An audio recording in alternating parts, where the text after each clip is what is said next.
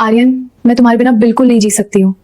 तुम ही मेरी जिंदगी हो। ये कहानी शुरू होती है एक कॉलेज के कैंपस से, जहाँ दो बिल्कुल अलग मिजाज के लोग मिले। सना, एक चंचल हमेशा मुस्कुराने वाली लड़की, और आर्यन, जो थोड़ा गंभीर था, पर उसकी आंखों में एक अजीब सी कशिश थी। उनका प्यार कोई मामूली आकर्षण नहीं था, वह दो रूहों का मिलन था, मोहब्बत का आगाज और जुनून। सना और आर्यन जब साथ होते तो दुनिया थम सी जाती। उनका प्यार इतना गहरा था कि लोग उनकी मिसाल देते। आर्यन सना के लिए कुछ भी कर सकता था, और सना की दुनिया आर्यन के गिर्द घूमती थी। लेकिन जहाँ इतना ज्यादा प्यार होता है, वहाँ हक जताने की आदत और छोटी छोटी बातों पर झगड़े भी उतने ही बड़े होते हैं। दोनों के बीच अक्सर बेइंतहा झगड़े होते, कभी आर्यन के पजेसिव नेचर को लेकर, तो कभी सन्ना की किसी बात को लेकर। वह घंटों तक एक दूसरे से लड़ते, एक दूसरे को ब्लॉक करते, लेकिन फिर तड़प कर एक दूसरे के पास वापस आ जाते। उनका झगड़ा उनके प्यार का ही एक हिस्सा था, एक ऐसा जुनून जो उन्हें चैन नहीं लेने देता था। घर वालों की दीवार जब बात शादी तक पहुंची तो असली मुश्किल शुरू हुई। सना और आर्यन अलग अलग बैकग्राउंड से ताल्लुक रखते थे। जब दोनों ने अपने घरों में बात की तो जैसे तूफान आ गया। सना के पिता एक सख्त उसूलों वाले इंसान थे। उन्होंने साफ कह दिया, सना, हमारे खानदान में ऐसा कभी नहीं हुआ, तुम्हें उस लड़के को भूलना होगा। दूसरी तरफ आर्यन की मां भी इस रिश्ते के खिलाफ थी। घर वालों ने जज्बाती दबाव और पाबंदियां लगानी शुरू कर दी। दोनों ने भागने की कोशिश नहीं की, क्योंकि वे चाहते थे कि उनका रिश्ता सबकी दुआओं से शुरू हो। लेकिन रोज रोज के झगड़ों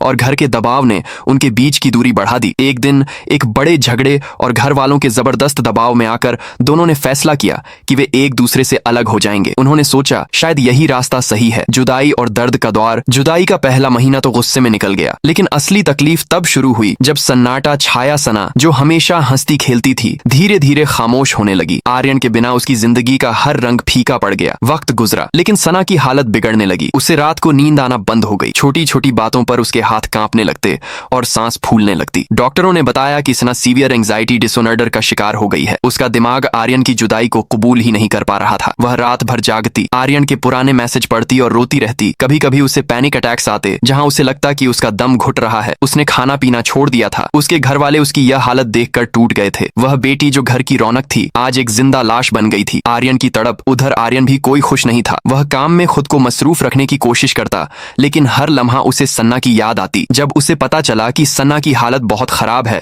और वह दवाइयों के सहारे जी रही है, तो वह खुद को रोक नहीं पाया। आर्यन एक दिन बिना बुलाए सना के घर पहुंच गया। सना के पिता ने उसे रोकने की कोशिश की, लेकिन आर्यन ने गिड़गिड़ाकर कहा, सर, सिर्फ एक बार उसे देखने दें, मैं उसे मरते हुए नहीं देख सकता। जब आर्यन सना के कमरे में दाखिल हुआ, सना एक कोने में बैठी थी, आंखें सूजी हुई और चेहरा बिल्कुल पीला। जैसे ही उसने आर्यन को देखा, वह उसके सीने से लगकर ऐसे रोई जैसे कोई बच्चा भटकने के बाद मां से मिलता है। उस दिन कोई झगड़ा नहीं था, सिर्फ बेइंतहा दर्द और सुकून था। घर वालों का दिल पिघलना। सना के माँ बाप ने देखा कि उनकी बेटी की सांसें आर्यन से जुड़ी हैं। उन्होंने देखा कि जितनी दवाइयां और डॉक्टर नाकाम रहे, आर्यन की एक झलक ने सन्ना के चेहरे पर थोड़ी सी रोशनी ला दी। सन्ना के पिता ने आर्यन का हाथ पकड़ा और कहा, मैंने तुम दोनों के प्यार को समझने में देर कर दी। मुझे मेरी बेटी की खुशी चाहिए, उसकी जिंदगी चाहिए। आर्यन के घर वाले भी जब सना की हालत देखने आए तो उनका दिल भी पिघल गया। उन्हें एहसास हुआ कि मजहब, खानदान और समाज से बड़ा इंसानी जज्बा होता है। शादी कुछ महीनों बाद जब सन्ना की तबीयत थोड़ी बेहतर हुई, दोनों की शादी की तैयारियां शुरू हुई। ये शादी कोई मामूली शादी नहीं थी, ये दो टूटे हुए दिलों के जुड़ने का जश्न था। मंडप पर जब आर्यन ने सन्ना का हाथ पकड़ा तो दोनों की आंखों में आंसू थे, पर ये आंसू दर्द के नहीं बल्कि जीत के थे। उन्होंने साबित कर दिया था कि अगर प्यार सच्चा हो और नियत साफ हो तो किस्मत को भी झुकना पड़ता है। सना की एंजाइटी पूरी तरह खत्म तो नहीं हुई, लेकिन अब उसके पास उसका सबसे बड़ा इलाज था, आर्यन। वे दोनों आज भी लड़ते हैं, आज भी उनके बीच तकरार होती है, लेकिन अब वे जानते हैं कि वे एक दूसरे के बिना अधूरे हैं।